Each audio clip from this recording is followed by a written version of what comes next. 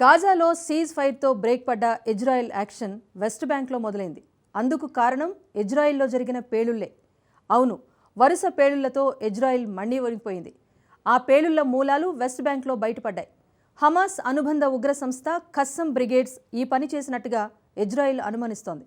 ఆ వెంటనే వెస్ట్ బ్యాంక్పై దాడులు తీవ్రతరం చేయండి అంటూ ఇజ్రాయెల్ రక్షణ మంత్రి ఆదేశించారు. ఫలితంగా వెస్ట్ బ్యాంక్ ఇజ్రాయెల్ దాడులతో దద్దరిల్లుతోంది. అంతేకాదు ఖస్సమ్ బ్రిగేడ్స్కు ఇరాన్ అన్ని విధాలుగా సహాయపడుతోందని టెల్ అవీవ్ అనుమానిస్తోంది. దీంతో మరోసారి మిడిల్ ఈస్ట్లో ప్రకంపనలు మొదలయ్యాయి. ఇంతకు ఇజ్రాయిల్లో భీకర పేలుళ్లు ఎవరి పని? వెస్ట్ బ్యాంక్లో ఇజ్రాయిల్ టార్గెట్ చేస్తోంది ఎవరిని? Watch the story.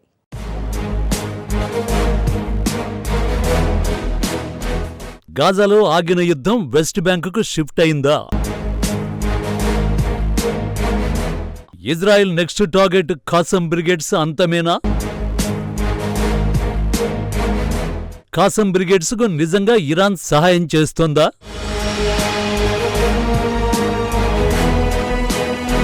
గాజాలో ceasefire continue అవుతోంది. హమాస్ దగ్గర ఉన్న ఇజ్రాయెల్ పౌరులు విడతల వారీగా ఇళ్లకు చేరుకుంటున్నారు. రేపో మాపో తమ వాళ్లు కూడా ఇంటికి వచ్చేస్తారని బాధిత కుటుంబాలు ఆశగా ఎదురుచూస్తున్నాయి. సరిగ్గా ఇలాంటి సమయంలో ఇజ్రాయెల్ మరోసారి వరుస పేలుళ్లతో ఉలిక్కిపడింది. మధ్య ఇజ్రాయెల్లో పేలుళ్లు సంభవించాయి. బాటియామ్ నగరంలోని ఓ పార్కింగ్ ప్రదేశంలో ఉన్న 3 బస్సుల్లో వరుసగా పేలుళ్లు జరిగాయి. మరో 2 బస్సుల్లో దొరికిన బాంబులను నిర్వీర్యం చేశారు. ఈ పేలుళ్లలో ఎవరూ గాయపడలేదు. అలా అని పేలుళ్లను నెతన్యాహు సర్కారు తేలిగ్గా తీసుకునే అవకాశం లేదు. ఎందుకంటే ఇన్వెస్టిగేషన్లు కొన్ని ఆధారాలు బయటపడ్డాయి. ఆ ఆధారాలు పేలుళ్లు ఉగ్రవాదుల పని అని తేల్చేస్తున్నాయి. ఇటీవల పాలస్తీనాలోని వెస్ట్ బ్యాంకులో దొరికిన పేలుడు పదార్థాలను పోలి ఉండడంతో ఇజ్రాయెల్కు క్లియర్ పిక్చర్ కనిపించింది. దాని లక్ష్యంపైన క్లారిటీ వచ్చింది.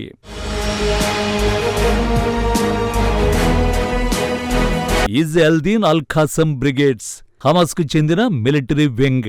వెస్ట్ బ్యాంకులో ఇజ్రాయెల్ టార్గెట్ ఇప్పుడు ఇదే. ఎందుకంటే తాజా బస్సు పేలుళ్లలో దొరికిన పేలుడు పదార్థాలు పాలస్తీనాలోని వెస్ట్ బ్యాంకులో దొరికిన పేలుడు పదార్థాలను పోలి ఉన్నాయి. వెస్ట్ బ్యాంకులో వాటిని ఉపయోగించిన ఉగ్రవాదులు ఖాసమ్ బ్రిగేడ్స్ సభ్యులే. పైగా వెస్ట్ బ్యాంకులోని తమ భూభాగాన్ని ఆక్రమించుకున్న వారిపై ప్రతీకారం తీర్చుకుంటామని ఖాసమ్ బ్రిగేడ్స్ తాజాగా సోషల్ మీడియాలో ఓ పోస్ట్ పెట్టింది. So target clear. ఇజ్రాయిల్లో పేలుళ్లు ఈ గ్యాంగ్ పని అని ఇజ్రాయిల్ బలంగా నమ్ముతోంది. టెల్ అవీవ్ మరో విషయాన్ని కూడా బలంగా నమ్ముతోంది. ఖాసమ్ బ్రిగేడ్స్ కు ఇరాన్ అన్ని విధాలుగా అండగా నిలుస్తోందని భావిస్తోంది. నిజానికి గాజాలో కాల్పుల విరమణ అమల్లోకి వచ్చిన వెంటనే ఇజ్రాయెల్ వెస్ట్ బ్యాంకుపై దాడులు మొదలుపెట్టింది. ఇప్పుడు ఇజ్రాయెల్లోనే పేలుళ్లు సంభవించాయి. అందుకే ఐడిఎఫ్ వెస్ట్ బ్యాంకుపై విరుచుకుపడుతోంది. ఇజ్రాయెల్ రక్షణ మంత్రి ఇజ్రాయెల్ కాడ్జ్ వరుస బస్సు పేలుళ్ల తర్వాత ఆక్రమిత వెస్ట్ బ్యాంకులోని శరణార్థి శిబిరాలపై దాడుల్ని పెంచాలని సైన్యాన్ని ఆదేశించారు.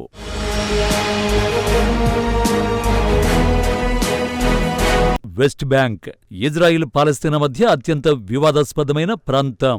ఇంకాస్త డీటెయిల్డ్గా చెప్పాలంటే భారత్ పాకిస్తాన్ మధ్య కశ్మీర్ ఎంత సెన్సిటివ్ ప్రాంతమో ఇది కూడా అంతే. ఇక్కడ మరో అంశంలో కూడా వెస్ట్ బ్యాంకును కశ్మీర్తో పోల్చి చెప్పొచ్చు. అదే ఉగ్రవాదం. పాక్ ప్రేరేపిత ఉగ్రవాద ముఠాలు ఎలా అయితే కశ్మీర్ నుంచి ఇండియాను టార్గెట్ చేస్తాయో అచ్చంగా అలానే పాలస్తీనా ప్రేరేపిత ఉగ్రవాదులు వెస్ట్ బ్యాంక్ నుంచి ఇజ్రాయెల్ని టార్గెట్ చేస్తూ ఉంటాయి. ఇలాంటి తరుణంలో ఇజ్రాయెల్ యాక్షన్ కూడా కాస్త భారత్ను పోలి ఉంటుంది.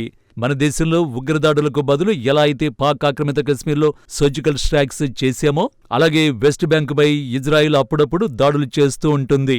ఈ దాడుల్లో పదుల కొద్దీ మిలిటెంట్లను హతమారుస్తూ ఉంటుంది. కానీ ఇప్పుడు జరుగుతున్న దాడులు గాజాను మించి ఉండబోతున్నట్టు కనిపిస్తోంది.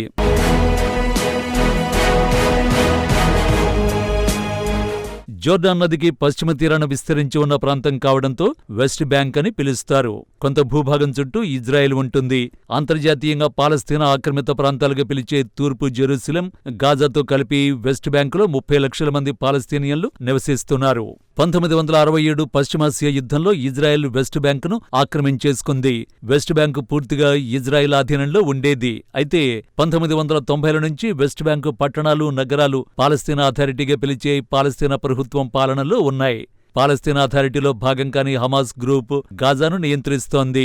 వెస్ట్ బ్యాంకులో 5 లక్షల మంది యూదుల కోసం ఇజ్రాయెల్ 130కి పైగా సెటిల్మెంట్లు నిర్మించింది.